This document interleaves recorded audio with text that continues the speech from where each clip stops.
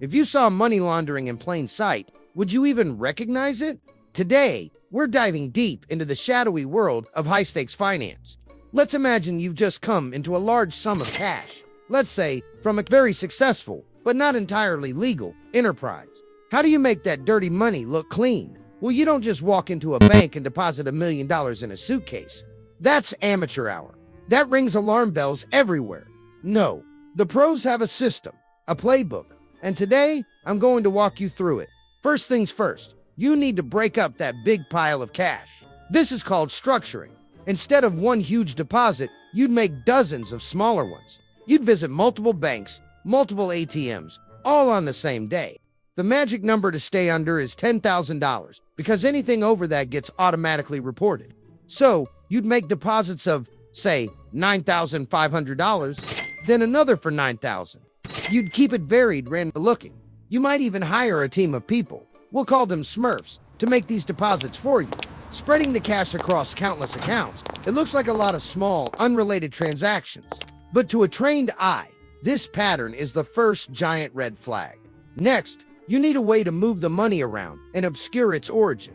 This is the layering phase. The goal is to create a tangled web of transactions so complex that it's nearly impossible to follow the money trail back to it. You could start by buying a legitimate, cash-intensive business. Think about a laundromat, a car wash, or a small restaurant.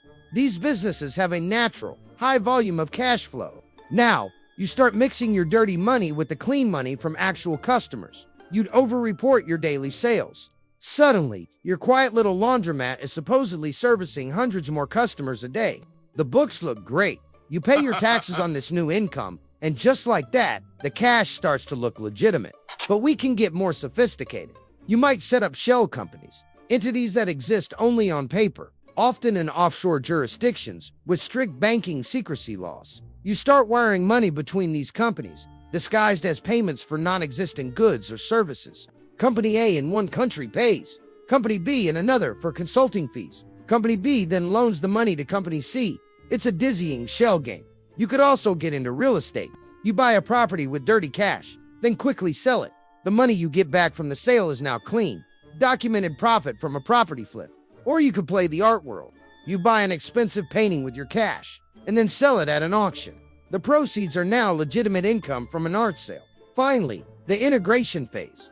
This is the fun part. The money has been structured, layered, and is now cleaned. It re-enters the mainstream economy, looking like it came from a legitimate source. You can now use it to buy that yacht, that mansion, that fleet of supercars you've always wanted. You can invest it in the stock market, or start another, bigger, completely legitimate business. To the outside world, you're just a very successful entrepreneur. You've successfully turned your illicit gains into respectable wealth.